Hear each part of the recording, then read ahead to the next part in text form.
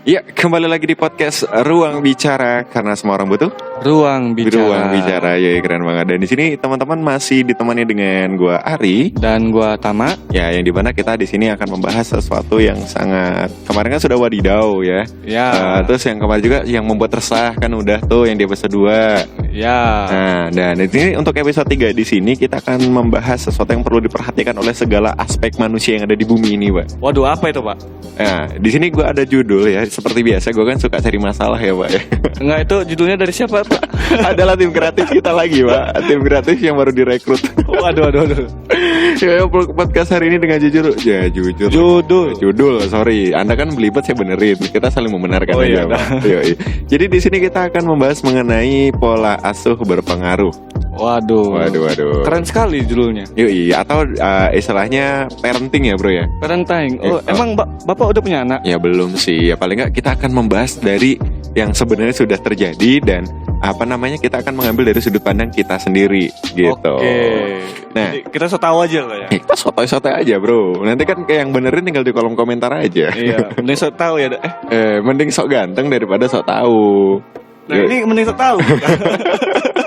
Ya, kita mau jual ideologi kita, Bro. Oh ya, untuk siaran ya. Ya, untuk siaran, untuk khusus buat podcast kita hari ini, Bro. Nah, jadi di sini sesuai dengan judul pola asuh berpengaruh ya, Bro ya. Yap, Oke. Jadi sebenarnya kalau sebelum kita ngobrol jauh-jauh, mungkin kita harus mengenali dulu apa sih sebenarnya itu pola asuh, Bro. Pola asuh itu adalah apa? Menurut gua apa menurut lu nih? Ya, menurut kita berdua. Oh ya, ya, jadi kalau menurut gua pola asuh itu adalah sesuatu yang dibagikan dari orang tua kepada anak. Mulai dari cara mereka beradaptasi, cara mereka menyayangi, mengasihi dan lain sebagainya. Gitu. Dan menurut gue sih pola asuh itu dua arah. Jadi dari orang tua itu belajar menyayangi anak, dan si anak ini belajar menyampaikan pendapat ke orang tua. Oh, jadi lebih ke saling talk to talk aja lah ya. Iya, karena kalau kata gue sih gini, Pak. Kalau pola asuh itu cuman sekedar ini si bapak nih ngajarin anaknya, nah ini begini, kamu nanti setelah dewasa menjadi seperti ini. Ini bukan pola asuh, Pak. Terus? Itu kayak di program anak. Ini bapaknya ternyata programmer. Iya, bapaknya gaming. Iya, dan kalau menurut gue sendiri adalah kalau bagi gue ya, Pak ya. Ya, gimana? Pola asuh itu adalah pola asuh. Ya, ini nanti ngomong jorok lama-lama. Pola asuh adalah sebuah kegiatan doktrinisasi, lo tau gak sih?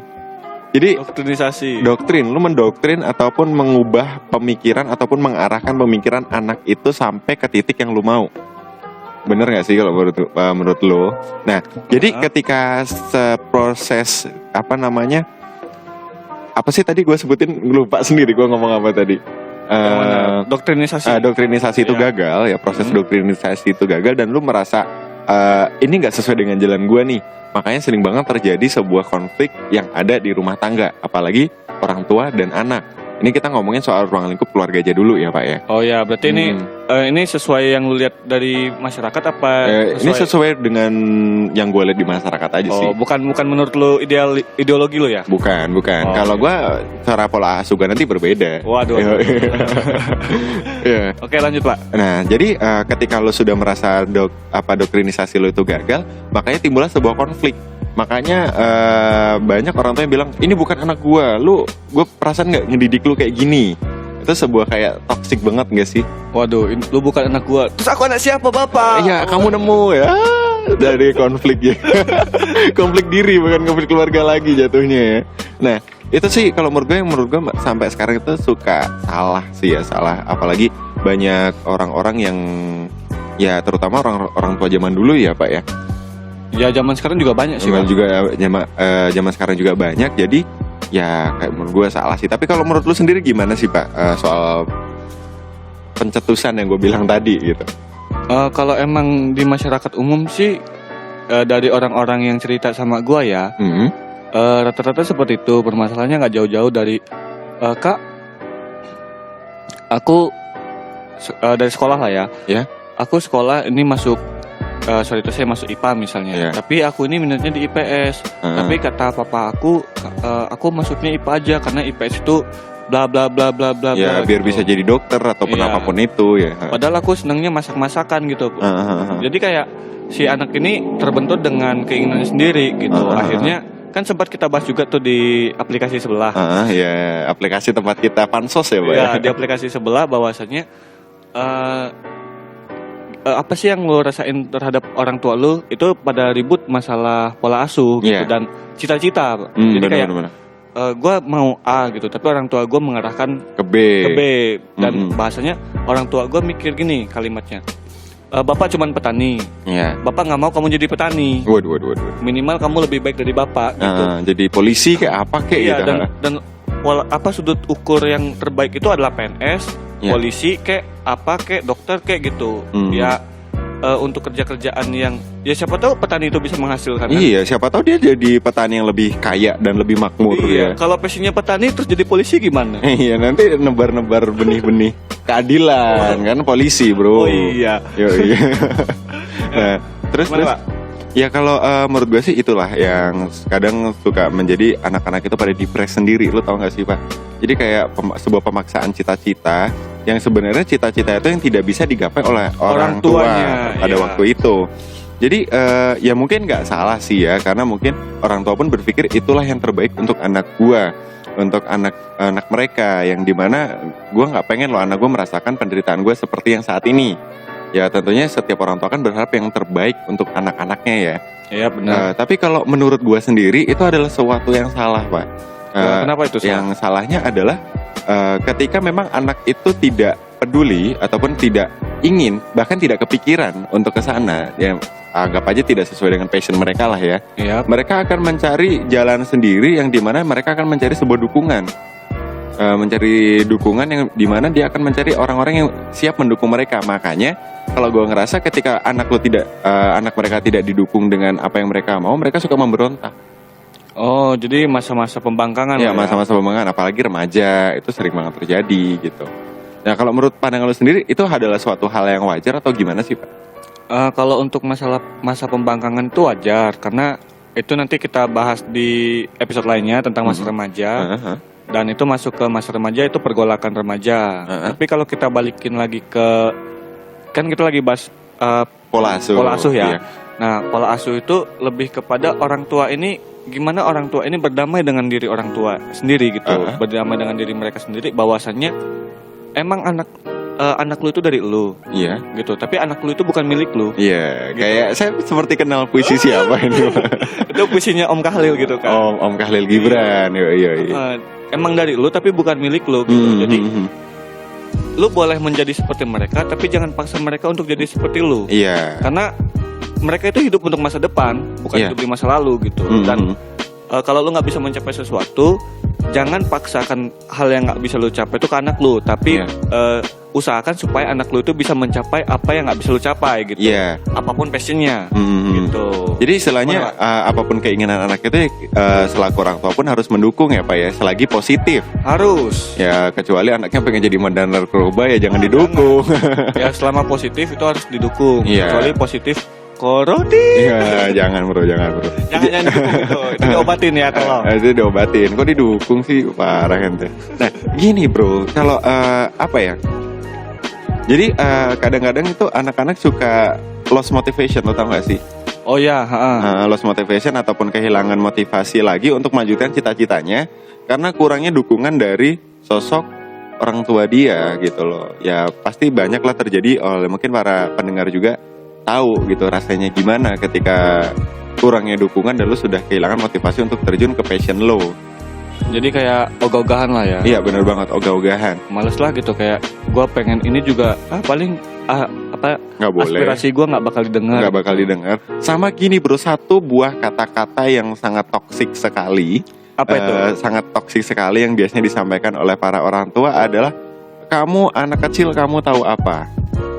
Oh iya, seolah-olah orang tua itu tahu segalanya. Iya, tahu segalanya, padahal belum tentu. Dengan segala pergaulan ataupun pendidikan yang didapatkan oleh anak itu, mereka memiliki pendapat sendiri yang mungkin belum tentu pendapat orang tua itu benar gitu loh. Jadi mereka kayak memiliki sebuah penyangkalan sendiri, apalagi sudah masuk ke fase-fase mereka mulai dewasa. dewasa kan sudah bisa membedakan mana yang baik, mana yang benar, mana yang baik, mana yang salah ya kan ya. Ya kayak gitu. Nah, tapi menurut lu sendiri nih Pak ya, salah nggak sih ketika anak itu sudah mulai mempertahankan pendapat mereka, ataupun menurut lu sendiri cara paling tepat untuk bisa anak itu menyampaikan pendapatnya tanpa harus konflik dengan orang tua? Cara anak itu untuk konflik yang pertama, menghindari konflik ya, yaitu mesti heart to heart gitu kan, kayak misalnya, nah ini gue agak balik ke episode sebelumnya gitu. Ya ini mungkin adalah salah satu cara untuk kalian mendekatkan diri pada orang tua gitu kan, dengan adanya social distancing ini. Jadi rajin-rajin lah ngopi coffee break gitu kan, morning sama orang tua. Ya entah kopi entah susu apapun itulah ya. Apapun itu, cuman kan judulnya kan coffee break. Udah gitu ya sering-sering lah ngobrol gitu. Ya kalau kita di Lampung ini biasanya kan orang tua itu sore-sore gitu kan. Ngopi ngudut depan rumah pakai sarung. Makan pisang goreng, yang mewah dipanggil kan. Ngopi ya. Terus kayak gitu. Nah itu kan biasanya orang tua itu manggil teman-temannya. Nah cobalah anak itu yang mendekatkan diri sama orang tua. Ya mau bagaimanapun juga orang tua itu ada sedikit keinginan lah ya, atau ego lah. Kan gue yang lebih tua gitu kan. Lu lah yang ngedeketin gue.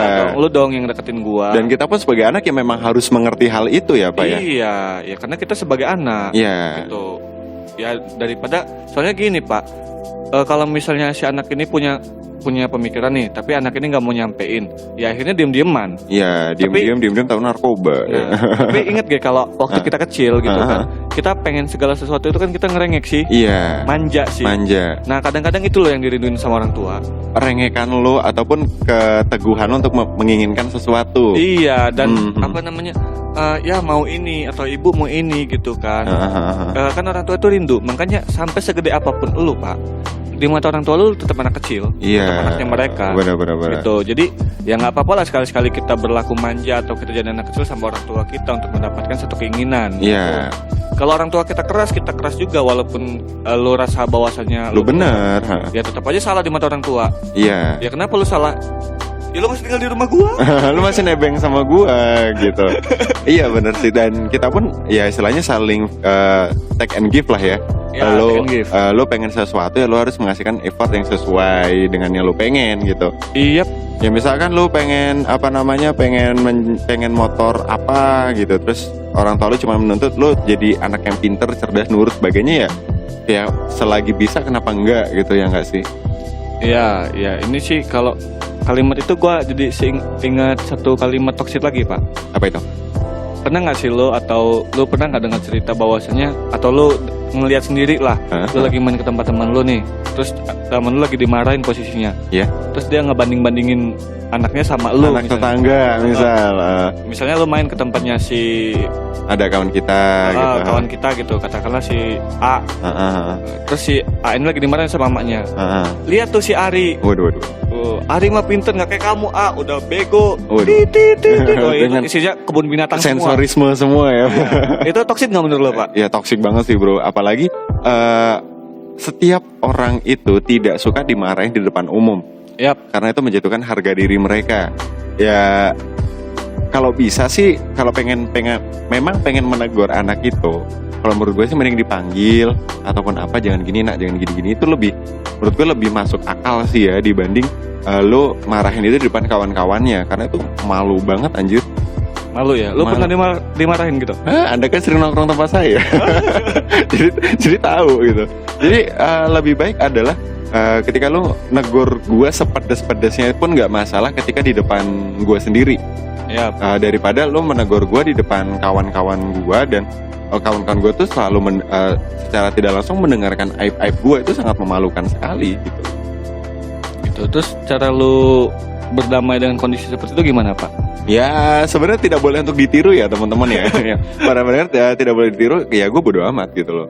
Jadi ya bisa dibilang gue nggak peduli sih. Ya udah terlanjur malu ini, mau gimana? Mau digimana lagi, tinggal pengertian teman-teman gue aja gitu. Kalau untuk gue sendiri gitu. Jadi kalau lu lebih memilih untuk sikap bodo amat ya? Sikap bodo amat, karena tapi jangan ditiru. Jangan ditiru, jangan. Orang tua itu nggak suka dicuekin, serius. Gue pun merasa seperti itu. Karena mereka manusia kok, masa ya dicuekin. Pernah gak sih orang tua lu kayak kamu ini diajak ngomong kayak ngobrol sama tembok. Ya, Waduh. ya pernah gak sih lu dikatain kayak gitu? Mungkin adalah beberapa orang-orang tua yang seperti itu gitu. Ya, jujur gue salah. Tapi ya mau gimana, dengan sikap orang tua gue yang seperti itu, ya udah deh. Gue ya udah cuekin aja deh, galau gue cuekin aja lah ya gitu. Let it flow aja lah ya. Tapi menurut lu sendiri nih Pak ya, lu kan agak sedikit concern juga, bukan agak, sangat concern sekali mengenai sebuah relationship atau hubungan antar manusia ke manusia, humanity lah ya. Kalau menurut lu sendiri cara yang gue lakuin ini tepat atau enggak sih Pak? Cara yang lu lakuin tuh wajar, tapi jangan diwajarin. Kayak episode 1. Iya wajar, tapi jangan diwajarin. Kenapa jangan diwajarin? Lu sendiri kan ngerasa bahwasanya itu salah, gitu. Dan pasti dong di lubuk hati lu paling dalam itu lu berpikir untuk merubah itu. Tapi karena itu udah kebiasaan, kan faktor ala bisa karena biasa. Jadi udah jadi tradisi, udah jadi budaya. Udah gitu udah mengakar. Lu mau ngikisnya tuh susah, gitu. Nah, cuman ya ini balik ke lu sih Pak, karena lu yang muda ya, lu yang anak. Iya dong. Saya kan masih muda sekali. Lo harus ngambil langkah berani atau keluar dari zona nyaman lu untuk ngedobrak itu atau ngerubah itu sesuai idealis lu. Nah, gue tanya, idealis lu seharusnya gimana Pak untuk menghadapi orang tua? Kalau idealis gue sih, gue lebih suka sebuah obrolan yang lebih deep lah ya. Obrolan lebih deep, jadi gue akan menyampaikan keluh kesah gue dan lo mendengarkan. Orang tua contoh, orang tua mendengarkan, dan begitu pun sebaliknya, orang tua akan berbicara dengan gue dan menyampaikan keluh kesah dia. Gue pengen gue seperti ini, walaupun gak bisa gue lakuin, ya paling gak gue tahu apa mau mereka gitu. Tapi tidak dengan cara marah-marah ataupun istilahnya mengeluarkan kata-kata yang kurang menyenangkan, apalagi depan kawan-kawan gue. Ya gue gak suka sih yang kayak gitu. Kalau untuk gue sih ya, nggak tahu buat para pendengar nanti gitu. Nah, terus kalau itu kan dari segi lu lah ya Pak, karena kan kali ini narsumnya lu nih. Kenapa saya dijadikan narsum? Saya kan seorang presenternya, pembawa acaranya. Ya kan gini Pak, biasanya orang yang banyak bertanya itu adalah orang yang paling ingin ditanya. Ya nggak juga sih sebenarnya. Tapi nggak apa-apa sih, demi konten ya bro. Demi konten. Nah, berarti lu kan udah ketemu nih solusinya. Iya. Nah, permasalahannya balik lagi yang gue tanyain. Kapan lu akan memulai untuk melaksanakan solusi itu, atau apa hambatan lu untuk melakukan solusi itu? Kalau hambatan sendiri, kalau bagi gue adalah sebuah ego Pak. Ego. Semua orang tuh punya ego kali, punya gengsinya sendiri gitu. Dan ketika gue sudah mulai memuncak di ego gue, ya gue mending diem gitu loh. Dan gue I don't know what have to do gitu. Asik. Keren gak sih gue pakai bahasa jaksel gitu kan ya? Biasa aja sih. Oke. Nah, gantian disekak ya saya. Nah, iya Pak. Jadi kalau untuk gue sendiri sih ya, sometimes gue lakuin itu walaupun nggak didengar. Tapi gue cuma pernah dapat cerita ya dari salah satu listener gue. Kebetulan gue kan ya siaran juga ya. Listener gue katanya mereka tetap kekeh gitu loh, tetap mengajak itu secara konsisten. Jadi diajak ngobrol terus dan menyampaikan segala pendapatnya. Nah, dari cerita pun ya mungkin ada sebuah perubahan, tapi kalau untuk gue sendiri sih belum pernah gue coba gitu. Belum pernah lu coba karena ada permasalahan ego ya Pak? Iya benar banget. Oke, jadi itu menurut lu sendiri kan ada ego nih. Gimana sih cara mengatasi ego itu, atau kenapa sih ego itu bisa muncul? Ego itu bisa muncul ketika lu sudah mulai tahu semuanya. Atau enggak sih? Ketika lu sudah mulai sok tahu, ketika lu sudah mulai istilahnya paham dengan apa yang terjadi dan lu bisa menganalogikannya sendiri, disitulah lu mulai ada rasa-rasa memiliki prinsip lu sendiri. Jadi even ketika orang tua lu bilang kamu ini, dan lu sudah tahu sebenarnya, ya lo pasti memiliki sangkalan sendiri gitu loh. Contoh aja kayak kamu ini jangan keluar, jangan kemana-mana, udah di rumah aja.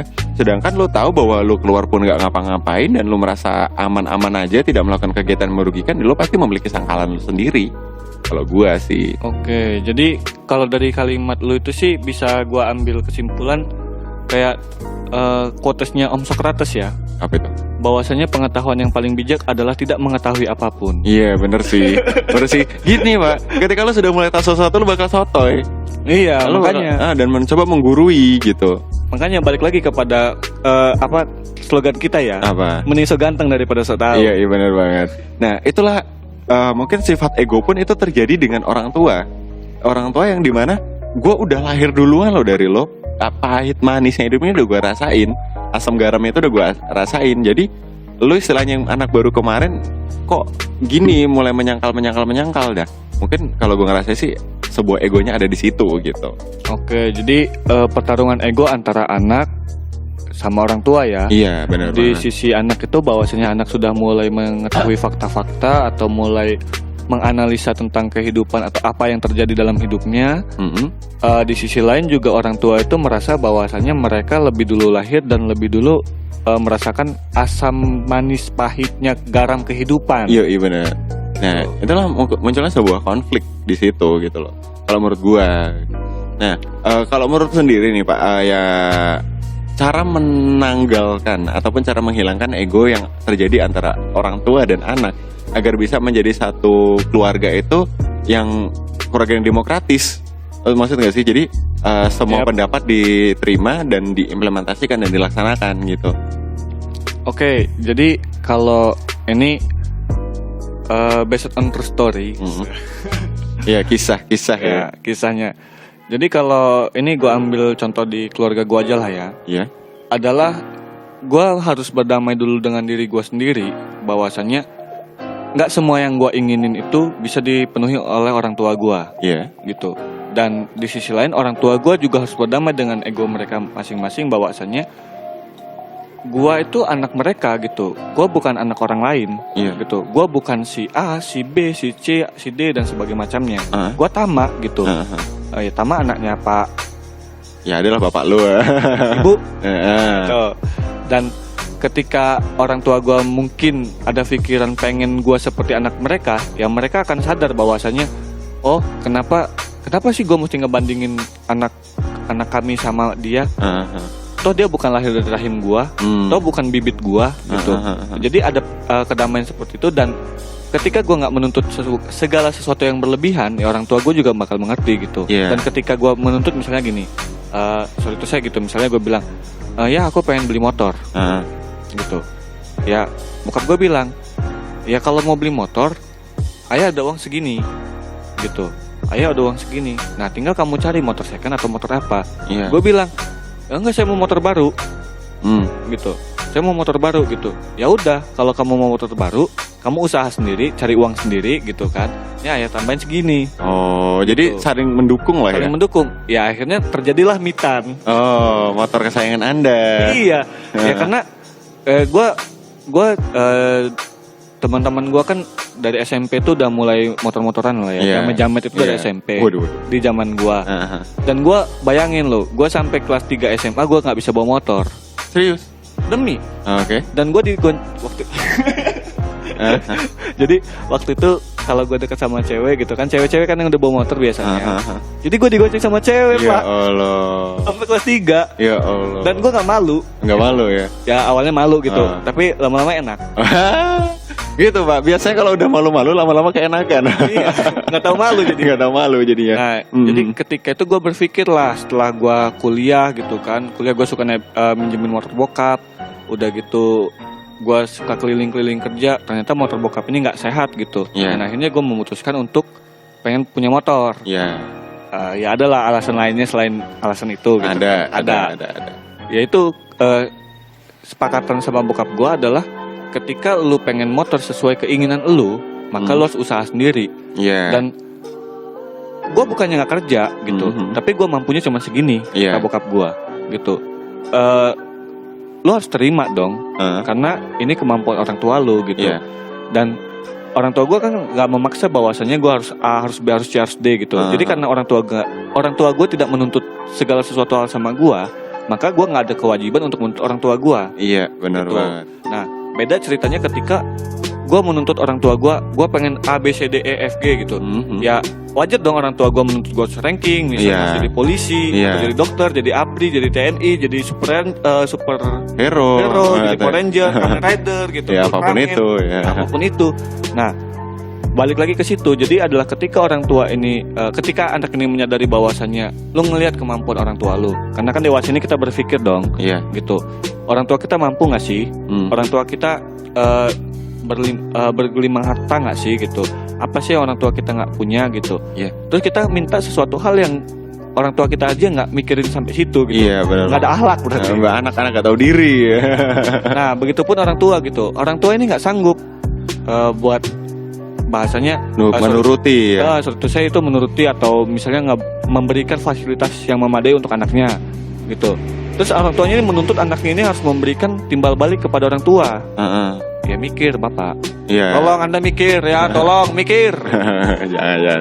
Ya tapi nggak gitu juga ya. Gitu. Paling nggak ya saling memberikan feedback lah ya dengan satu sama lain. Take and give, benar banget.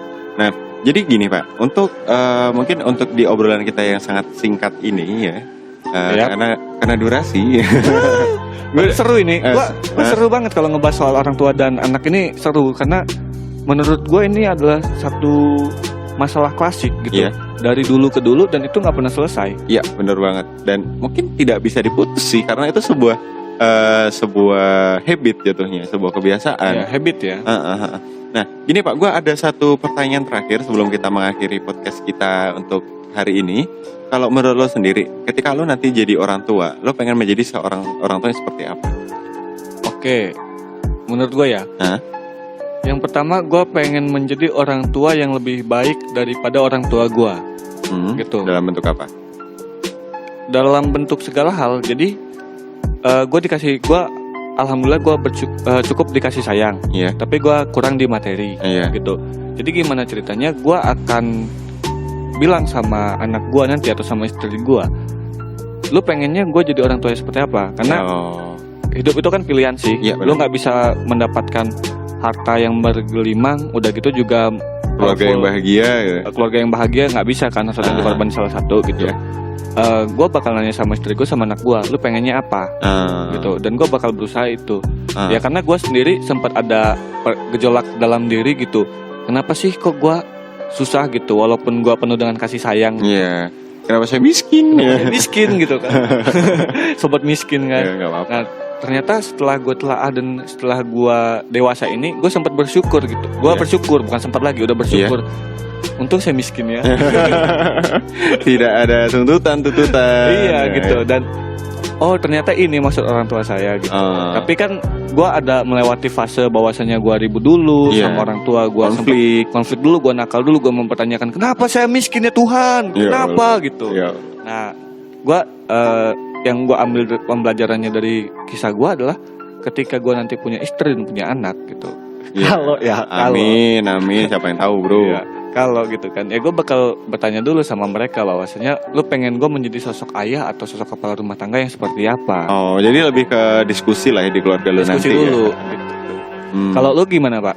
Kalau untuk gue pribadi ya Pak ya mungkin lu udah pernah dengar statement gue, tapi gue omongin lagi aja. Gue itu pengen menjadi seorang orang tua yang ketika anak gue bermasalah adalah nama gue yang pertama kali diingat sama dia. Ya, jadi gini, kenapa untuk anak-anak zaman sekarang jarang mau cerita sama orang tua?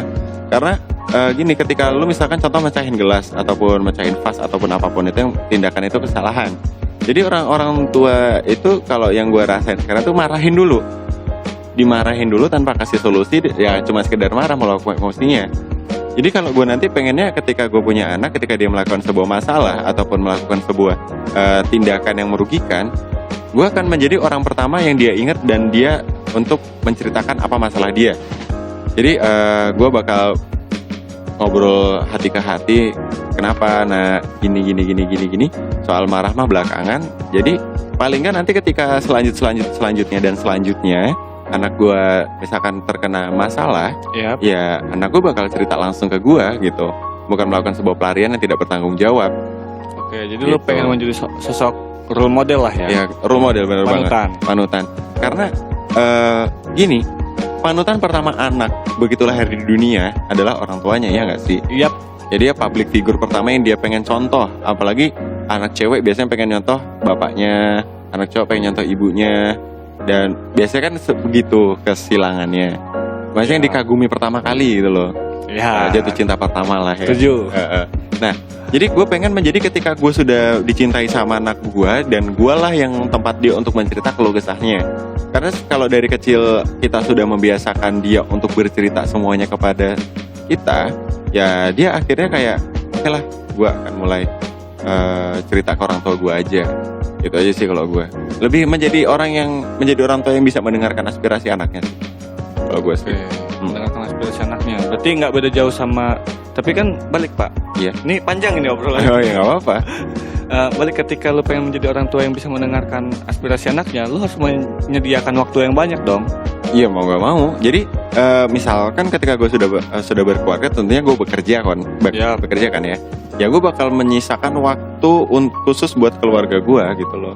Nggak, gue juga walaupun bisa dibilang workaholic ataupun yang sebagainya, ya gue bakal setidaknya menyediakan waktu buat anak-anak gue, buat istri gue untuk menceritakan apa yang sebenarnya terjadi di keluarga kita, apa permasalahan ini. Jadi kayak gue menceritakan sebuah forum diskusi dalam keluarga gue gitu loh. Oke, jadi lo berusaha untuk menjadi seorang yang diplomatis lah ya. Manage waktu lah ya. Iya, benar banget. Waktu untuk kerjaan, ada waktu untuk keluarga. Iya, benar banget. Kalau gue sih gitu. Nah, mungkin sebelum kita akhiri podcast ini, ada closing statement-nya bukan? Closing statement? Iya. Waduh, lo dulu Pak. Anda main lempar-lempar saja, awas tumpah. Nah, Anda main lempar-lempar saja ya. Kalau closing statement gue sih sendiri, ketika kita merasa protes dengan orang tua kita, pasti ada suatu hal yang membuat orang tua kita juga protes dengan tindakan kita. Jadi kalau lo memang pengen aspirasi lo didengar, ya lo harus mendengarkan apa maksud dari orang tua lo. Ya karena orang tua itu permintaannya nggak muluk-muluk. Bahkan ketika lo bekerja pun orang tua lo jarang kan minta gaji lo, ya kan ya? Yap. Ya mungkin ada sih orang tua seperti itu, tapi tidak semuanya. Nggak banyak yang seperti itu. Kalau gue sih gitu, ketika lo pengen sesuatu, ya lo harus melakukan sesuatu sesuai dengan yang lo inginkan gitu. Jadi effortnya harus pas gitu kalau gue sih. Closing statement gue. Kalau dari gue balik lagi kepada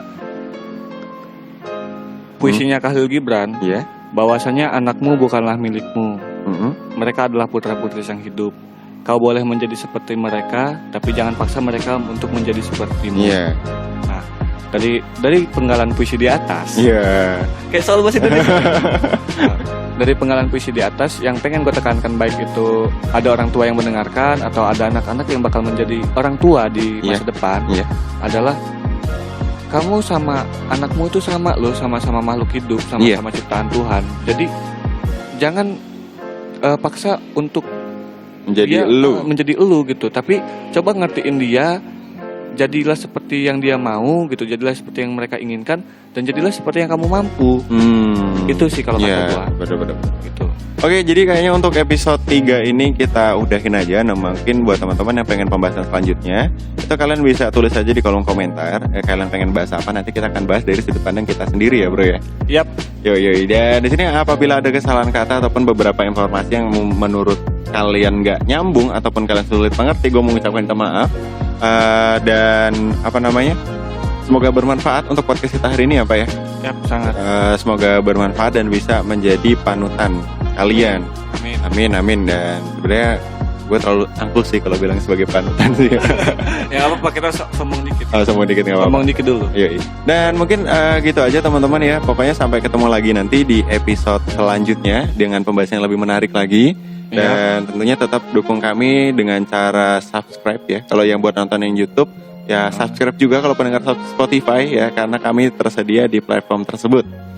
Nah, pokoknya akhir-akhir kata, apabila gue ada salah gue minta maaf. Semoga kita bisa ambil yang baiknya aja.